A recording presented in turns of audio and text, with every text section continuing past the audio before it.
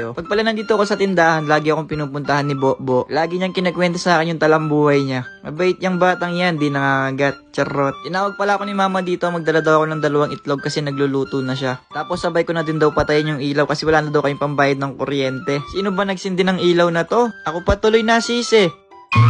Oh, di ba? Ang cute ng tunog. Magre-request pala kay mama ngayon na ako na lang magluluto tapos siya na lang yung magtitinda. Sabi ni mama, siguraduhin ko daw na masarap yung luto ko kasi ito na yung ulamin namin buong araw. Sabi ko naman kay mama, ako nang bahala tapos siya nang bahala sa tindahan. Tortang talong pala yung ulam namin tsaka tahong. Lutong kamatis yung tawag dito sa amin. Inugasan ko muna pala yung pechay para fresh. Parang beef fresh. Charot! Inuna ko na muna tong lutuin tong lutong kamatis. At saka hiniwa ko na itong pinakamahal na sibuyas. Sa sobrang mahal ay nako, papaiyakin ka niya talaga. Naalala ko pa nga dati nung naghihiwa ako ng sibuyas. Naka-face shield pa talaga ako para hindi ako maiyak. Pero ngayon, maiyak ka na lang talaga sa presyo ng sibuyas. Habang naghihiwa nga ako, bigla ko narinig yung magtataho. Siyempre, iniwan ko muna itong hinihiwa.